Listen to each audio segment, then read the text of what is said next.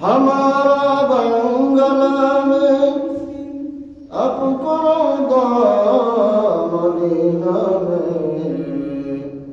Medina में कमर जाए बताओ या रसूल अल्लाह मोहम्मद या रसूल अल्लाह मोहम्मद या रसूल अल्लाह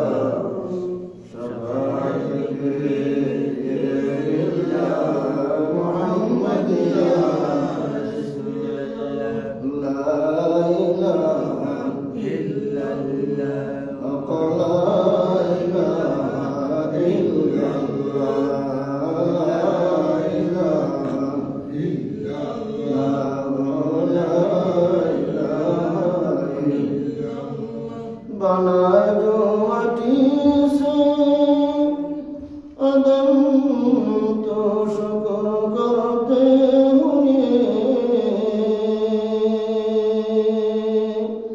जमी पर आए सदा ला इलाहा इल्लल्लाह ला इलाहा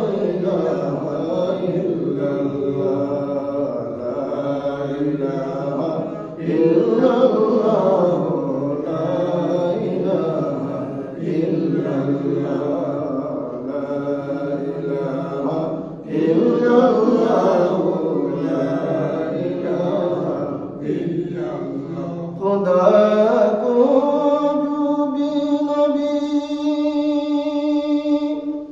खुदा का जो भी नबी जब जमीन पर आया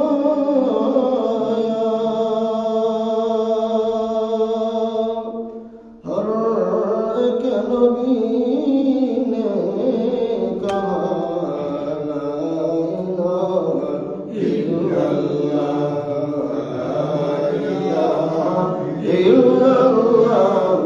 ला इलाहा इल्लल्लाह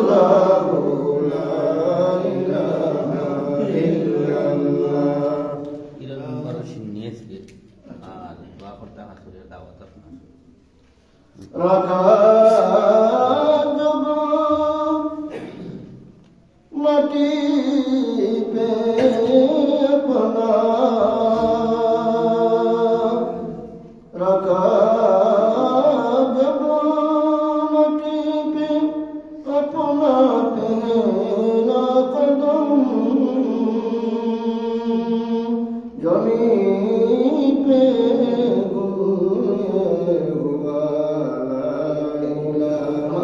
الله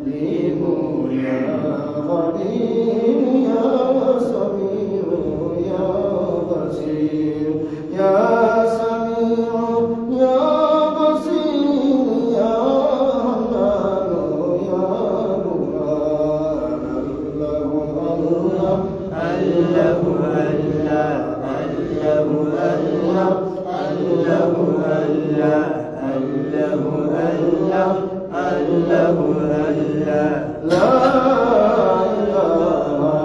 ইল্লাল্লাহ মুহাম্মাদুর রাসূলুল্লাহ সাল্লাল্লাহু আলাইহি ওয়াসাল্লাম। সম্মানিত মুআজ্জাজ মুহতারাম হাজিরিন, আল্লাহ পাক রব্বুল আলামিন আপনাদের আমাদের কেন্দ্রীয় জামে মসজিদ সোনালী বাংলা বাজার আল্লাহর মসজিদ পবিত্র এমন এক দিন যে দিনের নাম সাইয়্যিদুল আইয়াম। সপ্তাহে 7 দিন আছে, এই 7 দিনের সর্দার হইল পবিত্র জুমার দিন, যে দিনকে বলা হয় সাইয়্যিদুল আইয়াম। আর 12 মাসের যে সর্দার, সেই 12 মাসের সর্দারে সাইয়্যিদুল শুহুর, মানে 12 মাসের সর্দার হলো পবিত্র রমজান মুবারক মাস। 12 মাসের মাঝে আপনার 4টি মাস আল্লাহর কাছে অত্যন্ত সম্মানিত মাস। সূরাতুত তাওবার মাঝে আল্লাহ রাব্বুল আলামিন ইন্না ইদ্দাতাশ শুহুরি ইনদাল্লাহি 12 শাহরান ফি কিতাবিল্লাহি ইয়াওমা খালাকাস সামাওয়াতি ওয়াল আরদা মিনহা আরবাআতুন হুরুম। মানে আরবাআতুন হুরুম অর্থ হলো 4টি মাস।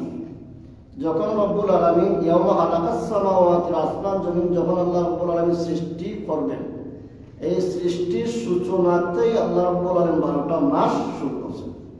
আর এই 12 মাসের মাঝে 4টা মাস হলো আরবাআতুন হুরুম, মানে সম্মানিত মাস।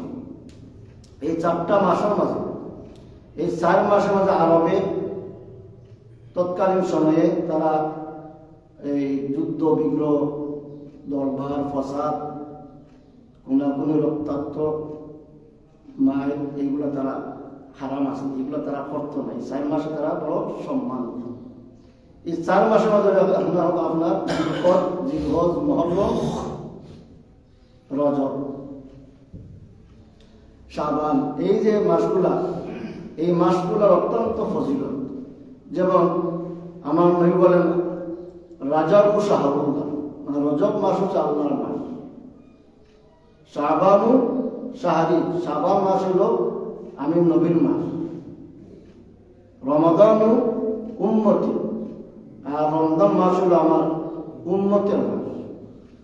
সাহাবায়ে কেরাম আরজ করেন ইয়া রাসূলুল্লাহ সাল্লাল্লাহু আলাইহি সাল্লাম, আগের পূর্বের নবীরা এবং পূর্বের উম্মতরা তারা এই 100 বছর, 200 বছর, 300 বছর এরকম অধিক তারা হায়াতি ছিল। কিন্তু আখিরি জমানার নবী মুহাম্মদ 70 ওয়া 60 আমা, মানে আখিরি জমানার নবীর আমাদের এই জীবনের মানে সর্বনিম্ন 60 বছর বা 70 বছর, এর বেশি না। আমাদের শেষ নবীর উম্মতের এই হায়াতি জীবন একেবারে কম।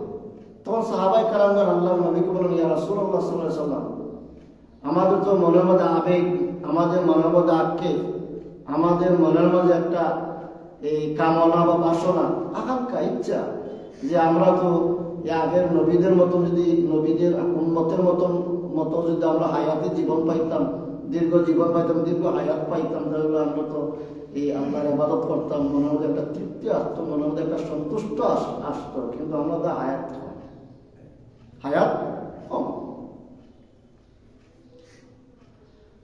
আমার বললাম আল্লাহ রাব্বুল আলামিন নবীকে জানিয়ে দিলেন ইয়া রাসূলুল্লাহ সাল্লাল্লাহু আলাইহি সাল্লাম, আপনার উম্মতদেরকে জানিয়ে দিন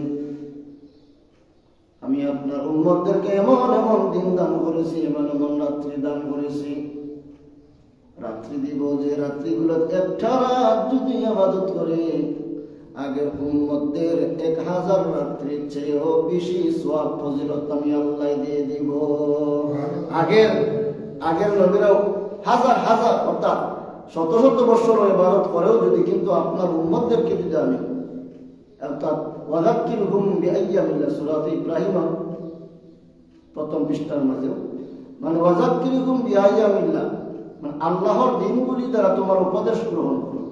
আপনি উপদেশ দিন তাহাদেরকে, ইয়া রাসূলুল্লাহ সাল্লাল্লাহু আলাইহি ওয়াসাল্লাম, আপনি তাহাদের উপদেশ দিন বিআইয়ামিল্লাহ, মানে আল্লাহর দিনসমূহ দ্বারা, আল্লাহর দিনসমূহ দ্বারা। দিনসমূহ যেমন যত ফজিলতপূর্ণ দিনগুলো আছে, বরকতপূর্ণ দিন যেগুলো আছে, ইবাদতপূর্ণ মানে এই বৈশিষ্ট্যপূর্ণ মর্যাদাপূর্ণ যে দিনগুলি আছে ওই দিনগুলির দ্বারা তাদেরকে নসিহত করো। সম্মানিত হাজিরিন, হযরত ঈসা আলাইহিস সালাম ভ্রমণ করেছিলেন পর্বতের দিক দিয়ে। হযরত ঈসা আলাইহিস সালাম পর্বতের দিক দিয়ে পাহাড়ের দিকে হযরত ঈসা আলাইহিস সালাম ভ্রমণ করতেছিলেন, যাইতেছিলেন, গমন করতেছিলেন। এমন সময় পাহাড়ের তলদেশে, পাহাড়ের নিচে হযরত ঈসা আলাইহিস সালাম দবদবে দুধের মতন সাদা, দবদবে দুধের মতন সাদা একটা পাথর দেখলেন। ঈসা আলাইহিস সালামের আমার সামনে একটা পাথর পড়ছে, দবদবে সাদা একটা পাথর। এই সাদা পাথর দেখার পরে হযরত ঈসা আলাইহিস সালামের মনের মধ্যে একটা আশ্চর্যবোধক, মনের মধ্যে একটা হতবাক হইলেন যে এইরকম পাথর তো আমি হতবাক হইলাম, আশ্চর্য হইলাম, এইরকম পাথর তো আমি কোনোদিন দেখিনি। কিন্তু এই যে সুন্দর একটা পাথর দবদবে দুধের মতো সাদা, এরকম পাথর তো আমি দেখছি না। তখন গায়েব থেকে আওয়াজ আসলো, ও ঈসা, তোমার হাতের মধ্যে যে লাঠি আছে, লাঠিতে তুমি সামান্য একটু স্পর্শ করো, তোমার লাঠিটা একটু ছোঁয়াও বা লাগাও। সামান্য স্পর্শ করলেন।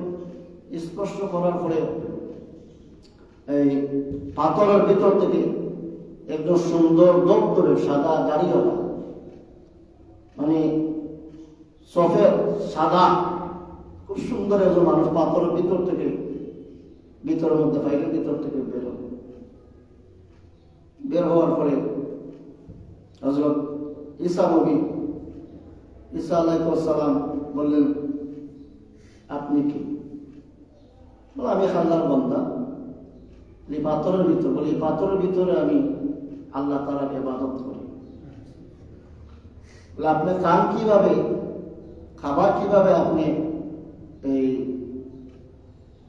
ব্যবস্থা করেন, বা খাবার কিভাবে খান, আপনার জীবন রক্ষার খানা খাবার এগুলা আপনি কিভাবে? বলে, এগুলা পাথরের ভিতরে আমি, আল্লাহ আমাকে এগুলা খাবার দেন, পাথরের ভিতরে আমি, আল্লাহ আমাকে খাওয়া, পাথরের ভিতরে রেখেই আল্লাহ আমাকে খাবারের টাইমে আল্লাহ আমার খাবার পরিবেশন করে। এ কথা শুনে হযরত ঈসা আলাইহিস সালাম আরো হতভম্ব হয়ে গেল, অবাক হয়ে গেল। ঈসা আলাইহিস সালাম আল্লাহকে বললেন, মাবুদ, এই পাথরের ভিতরে যে সুন্দর দপ্তরে সাদা একজন মানুষ দেখলাম, এই সাদা মানুষ পাথরের ভিতরে 400 বছর পাথরের ভিতরে অতিবাহিত করলেন। কত বছর? 400 বছর। ঈসা আলাইহিস সালামের থেকে প্রশ্ন হলেন, আপনি এই পাথরের ভিতরে কতদিন যাবত আছেন? আল্লাহ নবী ঈসা আলাইহিস সালাম প্রশ্ন জবাব হলো, কি বললাম, আমি পাথরের ভিতরে 1 বছর না, 2 বছর না, 3 বছর না, দীর্ঘ আমি 400 বছর যাবত পাথরের ভিতরে জীবন কাটাইতেছি। 4 বছর যাবত আমি পাথরের ভিতরে জীবন কাটাইতেছি। অথবা আশ্চর্য বিষয়। তখন ঈসা আলাইহিস সালাম মনের মধ্যে একটা রিঅ্যাকশন আইল, মনের মধ্যে একটা প্রশ্ন আইল যে মনে হয় তো এই ব্যক্তি মনে হয় এই বর্তমান দুনিয়ার মধ্যে মনে সর্বশ্রেষ্ঠ ব্যক্তি। ওনার মনের মধ্যে প্রশ্ন যে পাথরের ভিতরে যে ব্যক্তি 400 বছর কাটাইলেন বা 400 বছর কাটাইতেছে, এই ব্যক্তির মতন, এই মানুষের মতন মনে হয় দুনিয়া দ্বারা উত্তম মানুষ মনে হয় আর কেউ নাই। মনের মধ্যে একটা কোয়েশ্চন, একটা প্রশ্ন, একটা কৌতূহল সৃষ্টি হইল। আল্লাহর নবী ঈসা আলাইহিস সালাম দরবারে আরজি পেশ করলেন, আল্লাহ দরবারে সুবহানাল্লাহ, মাবুদ রব্বুল আলামিন, আপনার কাছে জানতে চাই, ওগো আল্লাহ, আপনার এই ব্যক্তির মতন আর কি সম্মানী কোন ব্যক্তি এই দুনিয়ার মধ্যে আছে কিনা আমি জানতে চাই। ঈসা আলাইহিস সালাম আল্লাহর দরবারে আরজ পেশ করলেন, আরজি পেশ করলেন, রব্বুল আলামিন, এই ব্যক্তির মতন আর কি দুনিয়াতে সম্মানী কোন ব্যক্তি মানুষ এই দুনিয়ার মধ্যে আছে কিনা, আছেন কি আমি জানতে চাই। গায়েব থেকে আমার ঈসা, তুমি জেনে রাখো, এই ব্যক্তির মতন আরো সম্মানী ব্যক্তি আছে, তোমাকে জানাতে চাই, তুমি জানিয়ে রাখো, শুনে রাখো। এই ব্যক্তি পাথরের ভিতরে দীর্ঘ 600 বছর আমি আল্লাহর ইবাদত করেছি, কিন্তু এই পৃথিবীর মধ্যে এমন একটা সময় আসবে, এমন একটা যুগ আসবে, যে সময়ে, যে যুগে তারা একটা রাত্র ইবাদত করবে, একটা রাত্র ইবাদত করবে, আর একটা রাত্র ইবাদত করার কারণে আমি আল্লাহ হাজার হাজার বছরের ইবাদতের সওয়াব এক রাত্রের বিনিময়ে আমি আল্লাহ দিয়ে দিব। এক রাত্রের বিনিময়ে হাজার হাজার বছরের ইবাদতের সওয়াব আমি আল্লাহ উম্মতে মুহাম্মদের দিয়ে দিব। আমাদের মা এত ঈসা আলাইহিস সালাম বললেন,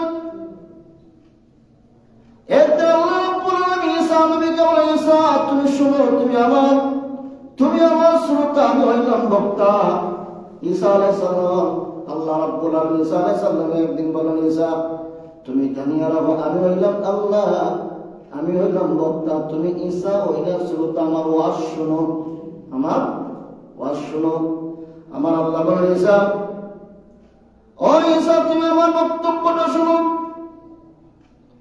ঈসা আলাইহিস সালাম বলেন, মাবুদ কি বক্তব্য? ঈসা আলাইহিস সালাম যখন বললেন, ঈসা আলাইহিস সালাম বলেন, ঈসা তুমি জানিয়ে রাখো, যদি শেষ জমানে একজন নবী আসবে, যে নবীর নাম মুহাম্মদ, এই মুহাম্মদ সাল্লাল্লাহু আলাইহি সাল্লামকে যদি আমি আল্লাহ বানাইতাম না, তাহলে তুমি ঈসা নয়, তামাম মখলুকাত সৃষ্টি জগৎ আমি আল্লাহ রাব্বুল আলামিন বানাইতাম না, একমাত্র সেই নবীর জন্যই বানাইছি।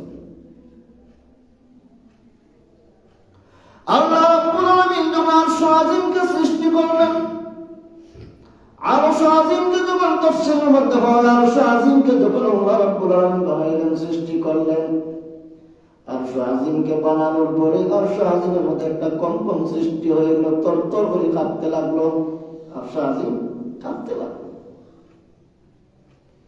এমন পরিবেশ হয়ে গেল, আল্লাহ রাব্বুল আলামিন সবকিছুর ঊর্ধ্বে, আল্লাহ রাব্বুল আলামিন সবকিছু জানেন। ইন্নাহু আলিমুম বিযাতিস সুদূর।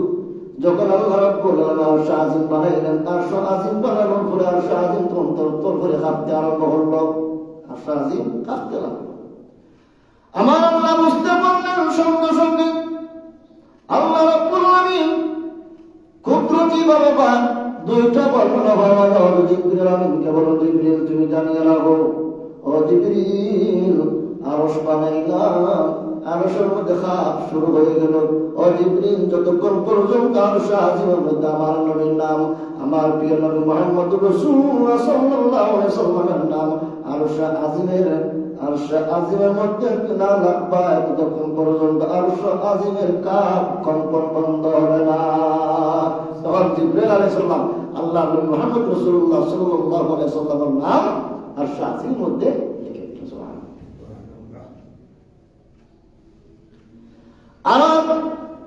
আর একবার মধ্যে হওয়া যায়, তখন আল্লাহ রাব্বুল আলামিন সাল্লামকে বললেন, তুমি কিস্তি বানাও, তুমি একটা কিস্তি বানাও, একটা জাহাজ নৌকা বানাও। তো নূহ আলাইহিস সালাম কিস্তি বানাইলেন, নৌকা বানাইলেন। নৌকা বানানোর পরে যে জায়গার মধ্যে রাখবেন কিস্তি, তখন সে মাটি ছাড়ে না, মাটিয়া কিস্তি আপনার চাপ না, জয়েন্ট লাগে, কিস্তি সরানি যান না, কিস্তিটা সরানি যান না, আমার আল্লাহ বলে, কিয়ামত পর্যন্ত ঠেলাইবা, কিন্তু কিস্তি তার জায়গা তাকে ডুববে না।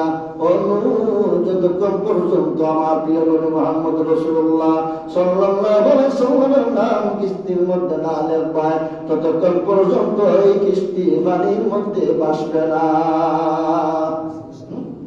আল্লাহ নবীর উম্মত আমরা হইছি, আমাদের মতন ভাগ্যবান আর এই পৃথিবীর মধ্যে আর কোনো মানুষ নাই। উম্মতে মুহাম্মদের মতন, উম্মতে মুহাম্মদের মতন আর শ্রেষ্ঠ আল্লাহর সৃষ্টির মধ্যে না।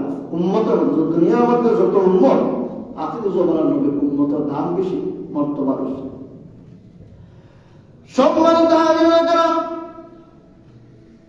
আগের নবীর উম্মতরা গুনাহ করলে এক প্রেফারেন্সে বর্ণনার মধ্যে পাওয়া যায়, আগের নবীর উম্মতরা গুনাহ করলে তাদের শরীরের মধ্যে, তাদের চেহারার মধ্যে বা বিভিন্ন রূপে তাদের গুনাহ বাসত, কিন্তু আখিরি জমানার নবীর উম্মতেরা গুনাহ করলে গুনাহ শরীরের মধ্যে চেহারার মধ্যে বাসে না।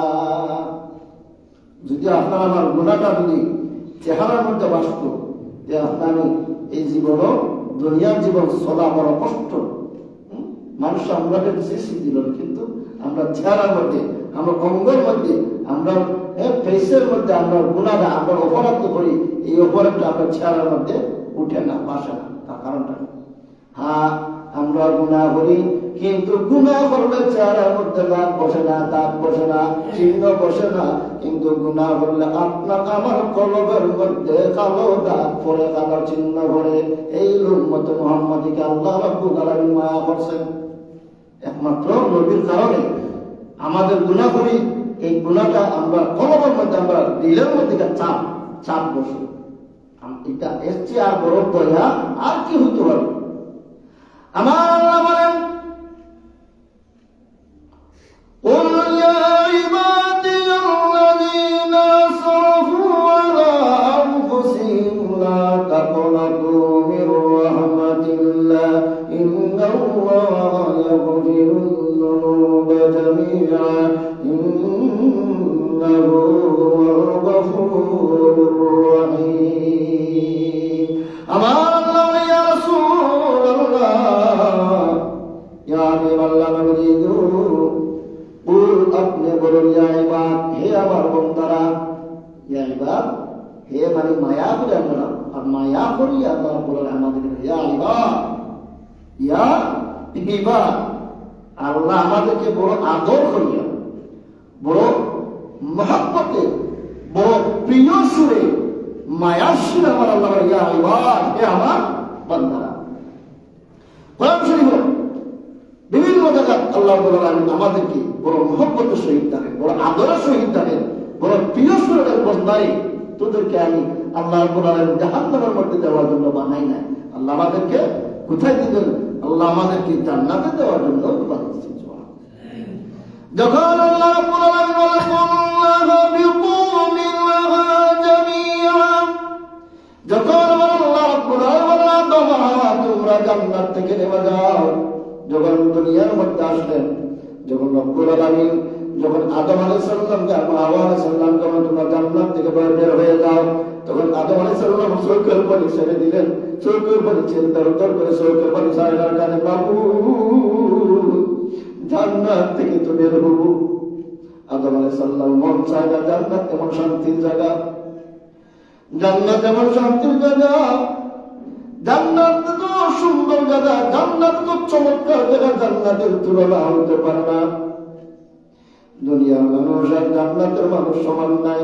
জান্নাতের একটা মহিলা যদি সামান্য তুতু জমিনের মধ্যে বালায়, এই জান্নাতি মহিলা এই তুতুর কারণ তাম বিশ্ব যাহার আলো, তাম বিশ্ব যাহার সুগন্ধে বিমোহিত হয়ে যাবে।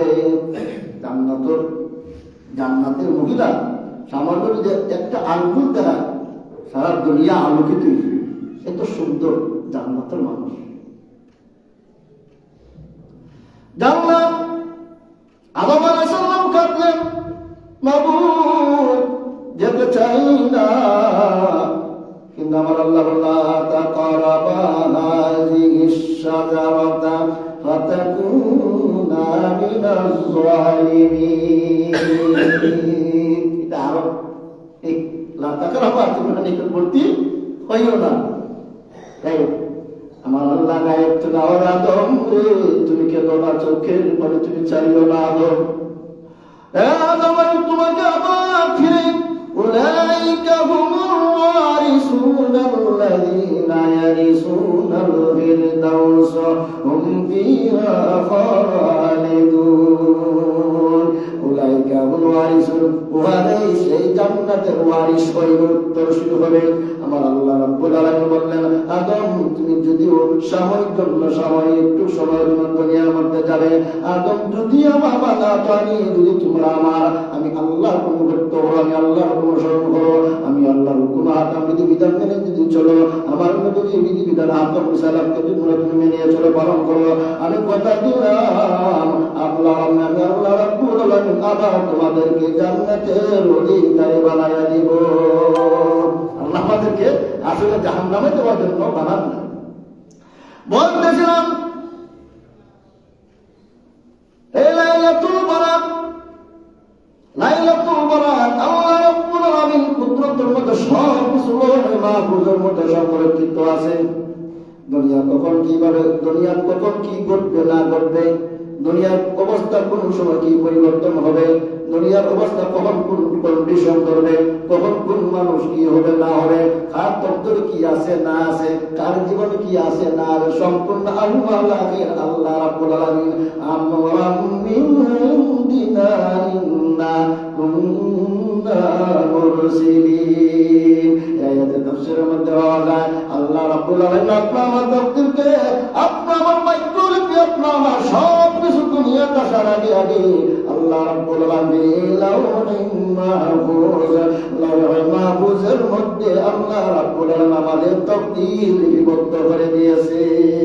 দুনিয়াতে কতদিন বাঁচবে, দুনিয়াতে কতদিন জীবন থাকবে, দুনিয়াতে সম্মানী হবে, কে অসম্মানী হবে, দুনিয়া কার কি পূর্ণ অবস্থা হবে, আল্লাহ রাব্বুল আলামিন লাউহে মাহফুজ আগেই পূর্বেই সিদ্ধান্ত নিয়েছেন, পূর্বেই সিদ্ধান্ত নিয়েছেন। কিন্তু আল্লাহ রাব্বুল আলামিন আমাদের জন্য বড় মেহেরবান, আমাদের জন্য বড় দয়াল, আমাদের জন্য বড় অসীম রহমত। আল্লাহ রাব্বুল আলামিন বান্দাদেরকে এমন মহব্বত করেন, ভালোবাসেন। আয়াতুল কুরসির মধ্যে আল্লাহ বলেন লা তাআখুযুহু সিনাতুন ওয়ালা নাওম। ও দুনিয়ার মানুষ, আমি তোমাদের জন্য ডাকে সাড়া দেওয়ার জন্য, তোমাদের শান্তির জন্য, তোমাদেরকে পালন করার জন্য আমি রব্বুল 24টি ঘন্টা দিবারাত্রি সদা সর্বদা তোমাদের জন্য প্রস্তুত থাকি। বান্দা কোন বান্দা কখন কোন বিপদের মধ্যে পড়বে, কখন বান্দা আমাকে ডাকবে, কখন বান্দা কোন সমস্যার মধ্যে পড়ে আল্লাহকে ডাক দিবে, তখন আমি আল্লাহকে যদি না পাই তাহলে আমার বান্দা দুঃখ, আমার বান্দা বিপদের মধ্যে পড়ে যাবে। অতএব আমি রব্বুল আলামিন লা তাউযুহু সিনাতুন ওয়ালা নাওম, আমি আল্লাহ ঘুমাইও না, খাইও না, খাবারও খাই না। আমি আল্লাহ রব্বুল আলামিন সব সময় বান্দার ডাকের জন্য, বান্দাকে আমাকে পাওয়ার জন্য সব সময়, বান্দা যাতে আমাকে পায়, যে কোনো মুহূর্তে ডাকে আমি আল্লাহকে সে পাইতে পারে, এই জন্য আমি বান্দার জন্য সবসময় নিয়োজিত থাকি, সবসময় আমি নিয়োজিত থাকি আল্লাহ আমাদেরকে দেওয়ার জন্য। আল্লাহ আমাদের আসলে আমরা হলো করি দেনে কো তু তৈয়ার হো, जो न मांगे उससे तू बेजार हो। अब जो दुनियार মানুষের কাছে চাইলে মানুষ বেজার হয়। আমার আল্লাহ বলেন বান্দারে তুমি যদি বারবার আমি আল্লাহর দরবারে চাও, বেশি বেশি যদি আমি আল্লাহর দরবারে চাও, আমি আল্লাহ তত বেশি তোমার উপর খুশি হই। আর দুনিয়ার মানুষের কাছে চাইলে দুনিয়ার মানুষ আপনার কি হয়, বেজার হয়। কিন্তু আল্লাহর কাছে যদি আমরা বারবার চাই, আল্লাহ এই জন্য আমার আল্লাহ দোয়া শিখিয়ে দিয়েছে রব্বানা আতিনা ফিদ দুনিয়া হাসানাতাও ওয়া ফিল আখিরাতি হাসানাতাও ওয়া কিনা আযাবান্নার। আল্লাহ রাব্বুল আলামিনের কাছে আপনি দুনিয়ার শান্তি চাইতেন, দুনিয়ার শান্তি চাইতেন, দুনিয়ার উন্নতি চাইতেন, দুনিয়ার ভালো চাইতেন, এবং আল্লাহ রাব্বুল আলামিন তারপরে শব্দের মধ্যে বলেছেন বান্দারে তুমি দুনিয়া শান্তি চাও আর পাশাপাশি আখিরাতের পরকালের মুক্তির জন্য নাজাতের জন্য আমি আল্লাহর কাছে দোয়া করো। সবচেয়ে শ্রেষ্ঠ করল কোরআন শরীফের যে সমস্ত দোয়াগুলি আল্লাহ রাব্বুল আলামিন কোরআন শরীফে নাযিল করেছেন, এই সমস্ত দোয়াগুলো উন্নত দোয়া। এই জন্য আল্লাহ রাব্বুল আলামিন শিখিয়ে দিয়েছেন যে তোমরা দুনিয়ার শান্তি চাও, দুনিয়ার উন্নতি চাও, দুনিয়ার শান্তি চাওয়া, দুনিয়ার উন্নতি চাও, কোনো গুনাহ নাই, কোনো খারাপ জিনিস নাই। আল্লাহ আমাদেরকে বলেছেন তোমরা দুনিয়ার শান্তি চাও এবং আখিরাতের জন্য মুক্তি কামনা করো, আখিরাতে তোমরা বাস্তায় নাজাত পাইতে, আখিরাতের ওয়াকিনা আযাবান নার এবং দুজকের আগুন থেকে তোমরা আল্লাহর কাছে পানা চাও। আল্লাহ আমাদেরকে দোয়া শিখিয়ে দিয়েছেন। সম্মানিত হাজিরিন, এই মাশাআল্লাহ মনসা গত রাত্রিতে বিশ্ব আলেমা তাম পৃথিবীর মধ্যে সর্বশ্রেষ্ঠ মহিলা জগতের মধ্যে সর্বশ্রেষ্ঠ আলিম হযরত আয়েশা সিদ্দিকা রাদিয়াল্লাহু তাআলা আনহা। আয়েশা সিদ্দিকা রাদিয়াল্লাহু তাআলা আনহার মতন মুসলিম জাহানের মধ্যে আর কোনো আলেম নাই। আম্মা জান পবিত্র একজন আছে, সব বিষয়ে হাদিস, কোরআন, তাফসীর, ফিকহ, তাফসীর সব দিকে আম্মা জান বড় উচ্চ স্তরের জন, মহিয়সী জান্নাতি না। সুবহানাল্লাহ। আম্মা জান আয়েশা সিদ্দিকা রাদিয়াল্লাহু তাআলা আনহা বলেন, আমি এবং আমার রাসূল ঘরের মধ্যে রাত্রে তাকলাম, শুইলাম, হঠাৎ আমার ঘুম ভাঙলো। হঠাৎ আমার রাত্রেবেলা ঘুম ভাঙলো। ঘুম ভাঙার পরে দেখলাম নবীজি আমার পাশে নাই। আমার মনের মধ্যে একটা এই চিন্তা আসলো, আমার মনের মধ্যে একটা বই আসলো, একটা ভীতি আসলো যে একসাথে নবীজি আমার সাথে আরামে ছিলেন, কিন্তু এখন দেখি ঘুম ভাঙলো, পাশে নবীজি নাই। আয়েশা সিদ্দিকা রাদিয়াল্লাহু তাআলা আনহা হতভম্ব হয়ে গেলেন, চিন্তিত হয়ে গেলেন, ব্যাপারটা কি, বিষয়টা কি। তখন আয়েশা, কারণ মুনাফিক তো সবসময় জীবনের মুনাফিক তো কিয়ামত পর্যন্ত থাকবো, কিয়ামত পর্যন্ত মুনাফিক থাকবো। মুনাফিক আল্লাহর নবীকে একদিন সাহাবায়ে কেরামগণ আরোপ করে, ইয়া রাসূলুল্লাহ, আপনার মনের মধ্যে কোনো কষ্ট আছে? বলে, আমার মনের মধ্যে কোনো কষ্ট নাই, আমার মনের মাঝে কোনো কষ্ট নেই, রাহমাতুল্লিল আলামিন, আমার মনের মাঝে কোনো কষ্ট নেই। কিন্তু একটা কষ্ট, মুনাফিকদের কষ্ট আমি সইতে পারি না। এই জন্য আল্লাহ রাব্বুল আলামিন ফি দারকিল আসফালি মিনান নার, অর্থাৎ এই সূরা ৩ মধ্যে আসফালা সাফিলিন, অর্থাৎ জাহান্নামের মধ্যে ইন্নাল মুনাফিকিনা ফি দারকিল আসফালি মিনান নার, মুনাফিকগণ আপনার জাহান্নামের সর্বনিচে থাকেন। এরা এত নিকৃষ্ট মানুষের মধ্যে সবচেয়ে নিকৃষ্ট হলো মুনাফিক। বলতেছিলাম আয়েশা সিদ্দিকা রাদিয়াল্লাহু তাআলা হতভম্ব হয়ে গেলেন, চিন্তার মধ্যে পড়ে গেলেন, পরিশান হয়ে গেলেন যে রাসূল সাল্লাল্লাহু আলাইহি ওয়াসাল্লাম কোথায় গেলেন, বা কোনো মুনাফিক বা কোনো দুশমনে বা কোনো শত্রু নাকি নবীজিকে কোনো অসুবিধার মধ্যে, নবীজিকে কোনো ক্ষতির মধ্যে ফেলে দিলেন কিনা। আয়েশা সিদ্দিকা রাদিয়াল্লাহু তাআলা বের হয়ে গেলেন, চতুর্দিকে মদিনা আশপাশ খুঁজতে লাগলেন, খুঁজে আয়েশা সিদ্দিকা রাদিয়াল্লাহু তাআলা কোথাও পান না। শেষ পর্যন্ত জান্নাতুল বাকির মধ্যে গেলেন, জান্নাতুল বাকিতে গেলেন। এই হাদিসটা আপনার এই জান্নাতুল বাকির 14ই জান্নাতুল বাকিতে গিয়ে দেখেন আল্লাহ নবী দোয়া করতেছে। জান্নাতুল বাকির উদ্দেশ্য এই জন্য আছে ফাজুরুহা, উদ্দেশ্য আছে যে তোমরা কবরস্থানে যাও, কবর জিয়ারত করো। কবর জিয়ারত করলে আমাদের মৃত্যুর কথা স্মরণ হয়, কবর জিয়ারত করলে আত্মা নরম হয়, দিল নরম হয়, মানুষের মন আল্লাহর দিকে যায়। কারণ দুনিয়ার এই যত রাজা বাদশা, যত বড়োয়ান, যত শক্তিশালী, যত বিত্তশালী, যত ক্ষমতাশালী, সব মাটির নিচে চলে গেছে। এই চিন্তাটুকু আমাদের মনের মধ্যে আসবে। আর মনের মধ্যে যারা বিধি থাকবো, যারা মনের মধ্যে মনটা নরম থাকে, এরা পক্ষে গুনার কাম করা হয় না, গুনার কাম করতে পারে না, আর মন নরম। আয়েশা সিদ্দিকা রাদিয়াল্লাহু তাআলা আল্লাহর নবী জান্নাতুল বাকির মধ্যে জিয়ারত করতেন। আয়েশা রাদিয়াল্লাহু তাআলা মনের মধ্যে প্রবুদ্ধ আসলো, মনের মধ্যে শান্তি আসলো যে নবী যা আছেন। আয়েশা রাদিয়াল্লাহু তাআলা আনহা চুরে ঘোরা আসলো, নবী যা আসলো কিছুক্ষণ পরে আয়েশা সিদ্দিকা রাদিয়াল্লাহু তাআলা আল্লাহ নবী বলে, আয়েশা তুমি জানোনি? ইয়া রাসূলুল্লাহ, বলে আজকে 14 দিন গত রাত্রি শাবানের এই মক্কা মদিনার মধ্যে, মদিনা বনু সালিম, বনু তামিম, বনু নাজির, বনি কিলাব, বনি আসলাম, বনি তামিম, এই সমস্ত গোত্রের মানুষ আপনার উট, বেড়া, বকরি, দুম্বা, মেষ এগুলা তারা বেশি রাখতো, বেশি পালতো। আয়েশা আল্লাহ বললেন, ও আয়েশা তুমি জানিয়ে নাও, অর্থাৎ এই 14 দিন গত রাত্রি যারা ইবাদত করবো আল্লাহ রাব্বুল আলামিন লক্ষ লক্ষ লক্ষ কোটি কোটি গুণে আল্লাহ রাব্বুল আলামিন মানুষদেরকে মাফ করে দিবেন। আমি যে আয়াতের পরিমাণ লাভ করি হামিম, এই হামিম শব্দের অর্থ মুকাদ্দিয়াত হবে, মুকাদ্দিয়াত হলো মুকাদ্দিয়াত তাম পৃথিবীর মুফাসসিরিন কেরাম করে এক অভিমত, এক সিদ্ধান্ত হরফের মুকাদ্দিয়াতের অর্থ হেও জানেন একমাত্র আল্লাহ রাব্বুল আলামিন। আল্লাহু আ'লামু ওয়া রাসূলুহু, আল্লাহু আ'লামু বিমুরাদিহি। অর্থাৎ এই হরফুল মুকাত্তিয়াতের অর্থ, তার মূল রহস্য আল্লাহ ছাড়া কেউ জানে না। ওয়াল কিতাবিল মুবিন, আল্লাহ রাব্বুল আলামিন স্পষ্ট বর্ণনার কসম করেন। এই যে সূরাতুদ দুহার আয়াতটা, মুফাসসিরিন কেরামের দুইটা অভিমত রয়েছে। কোন মুফাসসিরিন কেরাম বলেন এই সূরাতুল ইন্না আনজালনাহু ফি লাইলাতিন মুবারাকা, এই লাইলাতুল মুবারাকা বলতে কোন মুফাসসিরিন কেরাম তাফসীর করেছেন, অর্থ করেছেন লাইলাতুল কদর। আবার কোন মুফাসসিরিন কেরামগণ তাফসীর করেছেন শবে বরাত। দুইটা দিক আলোচনা। আমার আল্লাহ বলেন ইন্না আনজালনাহু ফি লাইলাতিন মুবারাকাতিন ইন্না কুন্না মুনজিরিন।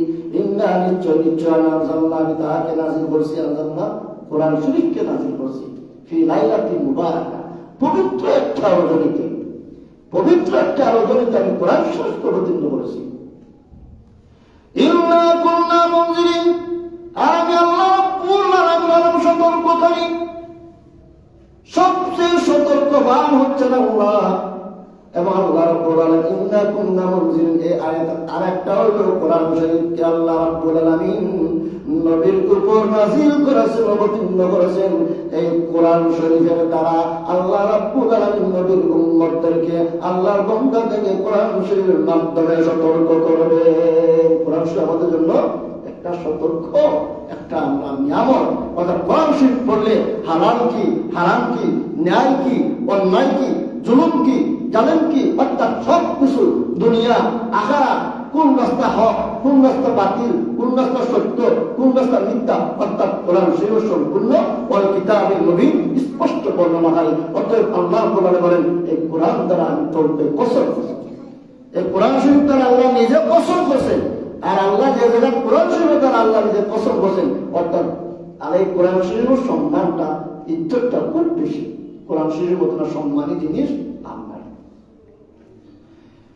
ইন্না আনজালনাহু ফি লাইলাতিন মুবারাকাতিন ইন্না কুন্না মুনজিরিন ফিহা ইফরাকু কুল্লু আমরিন হাকিম, ফিহা ওয়ার মধ্যে ইফরাকু পার্থক্য করা হয়। আল্লাহ রাব্বুল আলামিন বাজেট দিবেন, আল্লাহ রাব্বুল আলামিন পদক্ষেপ দিবে একটা বছর। এই যে জানুয়ারি থেকে ডিসেম্বর পর্যন্ত, অর্থাৎ সরবরাহ থেকে আগামী সরবরাহ পর্যন্ত, এই দীর্ঘ একটা বছরের বাজেট, দীর্ঘ একটা বছর কর্মসূচি আল্লাহ রাব্বুল আলামিন কুদরতিভাবে হাতে নেবেন। আর এই কর্মসূচিটা আল্লাহ রাব্বুল আলামিন ফেরেশতার মধ্যে বন্টন করিয়া দিবেন। ও আমার ফেরেশতারা, আমি এক বছর কর্মসূচি নিলাম, এক বছর রুটিন নিলাম, এক বছর কিভাবে দুনিয়াটা আমি চালাইবো, এই সম্পূর্ণ সবই এক বছরের বিধানাবলী, এক বছর রুটিন কার্যাবলী কর্মসূচি তোমাদের হাতে নেও। আর এই এক বছর এই বাজেটের মধ্যে কোন মানুষ মৃত্যু হবে, কোন মানুষ কতদিন বাঁচবে, কোন মানুষের কোন কি হবে, কোন মানুষ সম্মানিত হবে, কোন মানুষ অসম্মানিত হবে, দীর্ঘ অর্থাৎ তামাম মখলুকাতের ব্যবস্থা, কর্মসূচি, কার্যাবলী আল্লাহ রাব্বুল আলামিন নিজ আপন হাতে নেবেন, নেওয়া হবে। আর এই রুটিনটা, এই কর্মসূচিটা, এই লিপিটা আল্লাহ রাব্বুল আলামিন ফেরেশতার হাতে দিবেন, ফেরেশতার হাতে দিবেন। দীর্ঘ আলোচনা। এই সবরাত শব্দ হইল, সব শব্দ হইল ফার্সি শব্দ, সব শব্দ হইল ফার্সি, বরাত শব্দ হইল আরবি, অর্থাৎ বাক্য রচনা, বাক্য রচনা। এখন আপনি আমি এই বিশ্বাস করতে হবে, কোরআন শরীফের আয়াত বিশ্বাস করতে হবে। ওয়াজাত কিলকুম বিআইয়া বিল্লাহ, আমরা কোরআন শরীফের এই সমস্ত রাত্রিকে যদি আমরা মানি না, এই সমস্ত রাত্রিকে যদি আমরা বিশ্বাস স্থাপন করি না, তাহলে কোরআন শরীফের প্রতি আমরা অবিশ্বাস করলাম। আর যদি কোরআন শরীফের প্রতি আমরা অবিশ্বাস করি, তো আপনি আমি মুসলমানও না, আপনি আমি মুসলমান না। আল্লাহ কোরআন শরীফের মধ্যে নির্দেশ দিয়েছেন যে তোমরা সরবরাহ অর্থাৎ ওয়াজাত কিলকুম বিআইয়া বিল্লাহ, যে সমস্ত দিনগুলি আছে এই সমস্ত দিনগুলিকে তোমরা অনুসরণ করো। আর ইয়ার মাধ্যমে আমি আল্লাহর কাছে তোমরা কি চাও, মানা চাও, নারী মুক্তি চাও।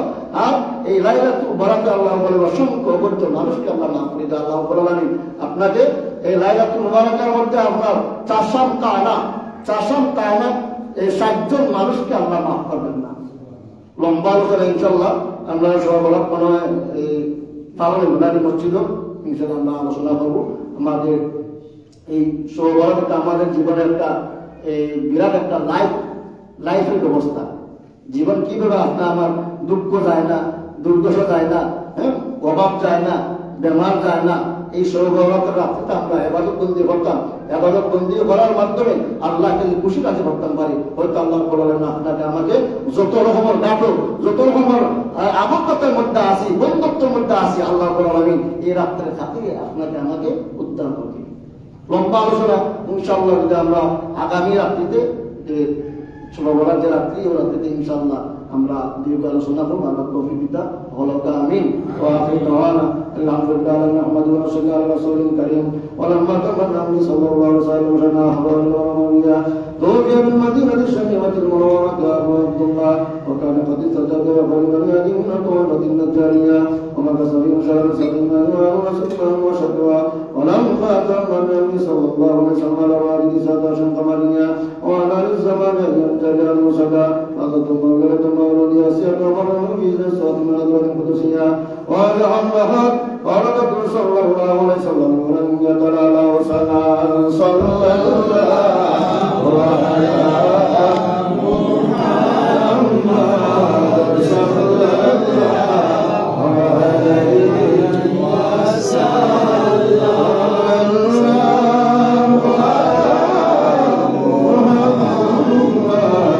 صلى الله عليه وسلم صدقتي عندها نور الهدى ليلا ونهارا انوار مدينة اكبر جگانے صلى الله على محمد صلى الله عليه وسلم صلى الله على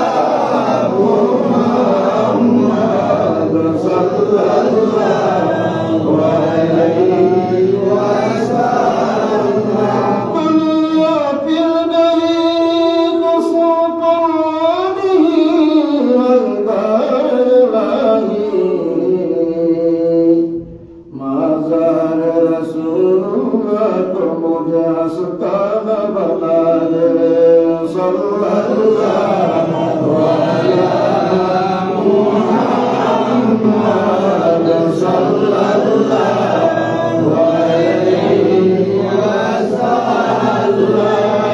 صلى الله على محمد صلى الله عليه وسلم يا نبي السلام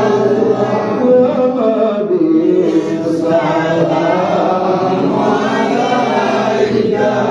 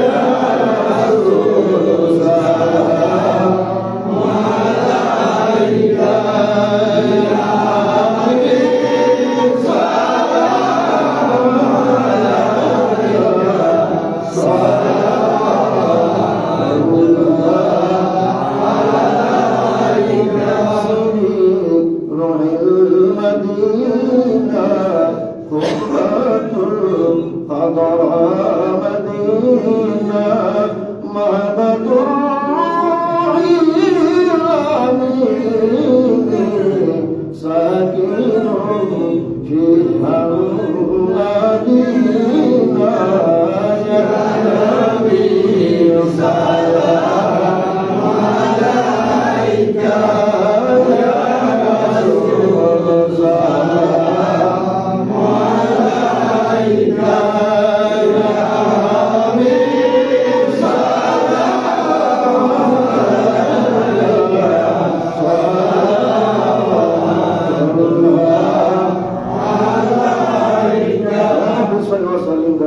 على عبيدك من البداية فنادرك وسلام والمزيد نبيك ربنا مدى أزال البرد على وسلام برها نبيك برز قيام এই মসজিদের লাগে অনেক কষ্ট করছে আমার ইরম ভাই ইরম মেম্বার সাহেব আমার জনাব ওসি সাহেব আছে সাহেব দোয়া চাইছো আসলে ইরম মেম্বার সাহেবের কথা মনে হইলে আসলে সবর মনে হয় একটা আবেগ আসে এই জনগণ আমরা অনেক কোনো সিরিয়াল নাই আল্লাহ এই মসজিদের জন্য অনেক কষ্ট অনেক ত্যাগ করছে আল্লাহ আপনারা ভালো দোয়া করেন তাহলে জান্নাতুল ফিরদাউস দান করুন আর এই মসজিদে ফেতনা আরো খালি ইরম মেম্বার সাহেব না যারা একটা টাকা দেওয়া শুরু করেছে এদেরই আমরা কেউ সুখ করতাম পারতাম না সকলে আমরা হায়াতের মধ্যে বরকত দান করো আর যারা এই খেদমত করিয়া জায়গা দিয়া ইট দিয়ে এক মুঠ বালু দিয়ে পর্যন্ত তারা এই মসজিদ আমরা সাহায্য করছেন আর খবরবাসী হয়েছেন তাদেরকে ওই মসজিদের হাতে জান্নাতুল ফিরদাউস দান করবে আর লাইলাতুল বারাতে আলোচনা আমরা রোজা রাখতাম নফল রোজা রাখতাম যদি সম্ভব হয় নফল রোজা রাখতাম আর নফল নামাজ পড়বার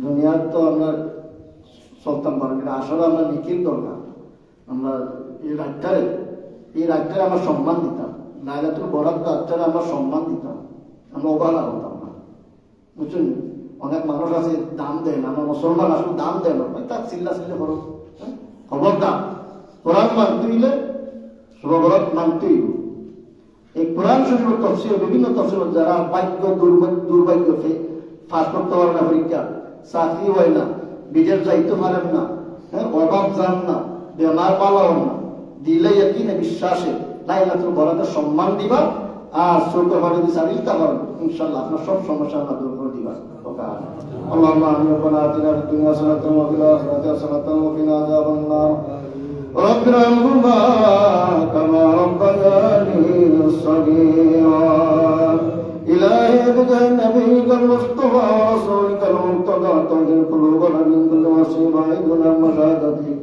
ومحبتي وعيدنا على سنة كما تنشأ بين لقائك يا ذو الجلال والإكرام اللهم سهل لنا كل صيب بجاه نبيك محمد صلى الله عليه وسلم আমরা বড় শহর মধ্যে পড়ে গেছি বড় নিরাশ হয়ে গেছি রে বাবা আমরা নিজ হাতে জীবন ধরে বরবাদ করছি ধ্বংস করছি রে ভাই